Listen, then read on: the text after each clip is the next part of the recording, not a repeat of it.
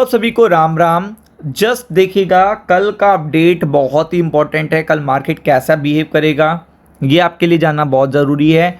चूँकि देखिएगा, जब मार्केट थर्सडे को क्लोज़ हुआ था, चूँकि हमारे यहाँ मुहर्रम था, फ्राइडे को, सैटरडे छुट्टी थी, संडे छुट्टी थी, तो दैट टाइम क्या हुआ था कि हमें जो एक दिन का लैप्स मिला है उसमें सिचुएशन बिगड़ी है। मल्टीपल जगह पे सिचुएशन बिगड़ी है। चाहे जितनी भी मार्केट में दिखाऊंगा आपको, कितने पॉइंट्स गिरे हैं वो भी मैं दिखाऊंगा आपको। 1000, 2000, 3000 उससे भी ज़्यादा पॉइंट्स देखिएगा गिरावट दिखने मिली है। बट क्रिप्टो मार्केट को मैं डायरेक्टली ट्रैक करता रहता हूँ, तो यहाँ पे भी सिचुएशन बिगड़ गई है। जो टैक्स हो रहे हैं, जो नई नई अपडेट्स आ रही हैं, उनके बेसिस पे जब क्रिप्टो मार्केट रिएक्ट करने लगता है तो इसका मतलब सिचुएशन ख़राब है। तो अब मैं आपको दिखाऊंगा कि कितनी ज़्यादा सिचुएशन वैसे ख़राब हो गई। ये देखिए, ये देखिए, ये टॉप क्रिप्टो करेंसीज़ की मैं बात कर रहा हूँ। ये मैं टॉप क्रिप्टो करेंसीज़ की बात कर रहा हूँ। ये देखिए उनमें क्या हालत देखने को मिल रही है। 8%, और ये देखिए 11%, ये देखिए 11%, ये देखिए 9%, 11%। ये टॉप क्रिप्टो करेंसीज़ हैं। अगर ये इतना क्रैश हो रही हैं जब छुट्टी नहीं है, तो कल मार्केट जब खुलेगा या अपकमिंग मार्केट में प्रेशर मार्केट के ऊपर आने वाला है। ये चीज़ ध्यान में रखनी है आपको पूरी तरीके से। और अगर आप देखेंगे तो यहाँ पे पूरी तरीके से डंपिंग चल रही है।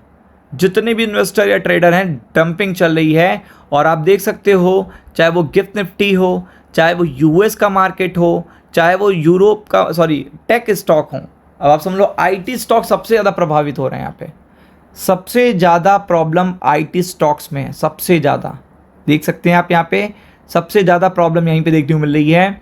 और अगर आप देखेंगे, ये चीज़ पूरी तरीके से कल मार्केट में सेल ऑन राइज स्ट्रैटेजी पे वर्क करना है। कल आपको क्या सेल ऑन राइज स्ट्रैटेजी पे वर्क करना है, क्योंकि आपको पता है कि मार्केट अगर फ्लैट खुलता है तो सेलिंग प्रेशर आएगा।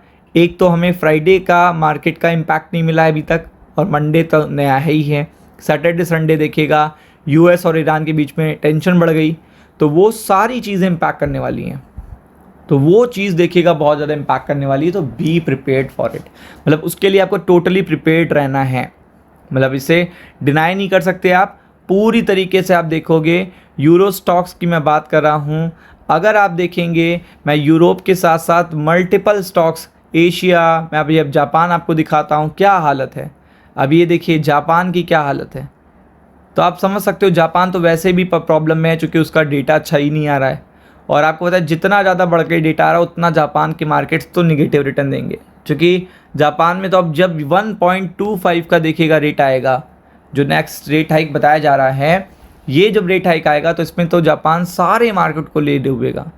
क्योंकि ये चीज़ें देखिएगा इम्पैक्टफुल इसलिए हैं क्योंकि वॉर तो रुक जाएगा।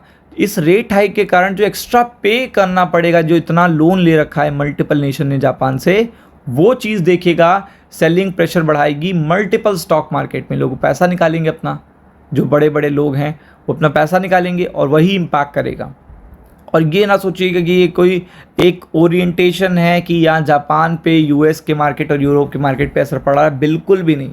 चाइना, एशिया, इंडिया, सारे मार्केट यहाँ पे प्रॉब्लमैटिक सिचुएशन में। ये देखिए पूरी तरीके से प्रॉब्लमैटिक सिचुएशन में कोई भी मार्केट। चाइना में 4% के आसपास, 3.5% के आसपास मार्केट गिरे हुए हैं। अब आप समझ लो चाइना इतना प्रॉब्लम में आ गया है तो और कोई तो बात ही नहीं है, जबकि वहाँ पे इन्फ्लेशन इतना है भी नहीं। इसके अलावा एशिया में हैंसेंग देखिएगा बहुत ही इंपॉर्टेंट मार्केट है, वो देखिए। या कोस्पी देखिएगा 6% गिरा है। 6%, ये कोई कम नहीं है। 6% गिरना बहुत बड़ी बात होती है। तो वो यहाँ पे इतना इम्पैक्ट पड़ गया है, तो आप समझ ही सकते हो। फिर आगे अगर आप देखोगे तो कल सेल ऑन राइज स्ट्रैटेजी आपको लगानी है। अब सबसे बड़ी बात होती है कि 24,000 के नीचे मार्केट जाती है तो आपको देखने को मिलेंगे 23,940 फर्स्ट लेवल, और दूसरा देखने को मिलेगा 23,860। तो ये लेवल आपको ध्यान में रखने हैं। मार्केट कहीं भी खुले, फ्लैट खुले, समथिंग, तो ये पर्टिकुलर लेवल आपको ध्यान में रखते हैं। अब बात करते हैं निफ्टी बैंक की। तो निफ्टी बैंक की अगर आप बात करोगे तो यहाँ पे 58,000 देखिएगा सपोर्ट है, और अगर ये इसके नीचे आता है तो आपको 57,740 देखने को मिलेगा, और फिर 57,660 देखने को मिल सकता है। तो इन पर्टिकुलर लेवल पे आपको फोकस करना है। राम राम।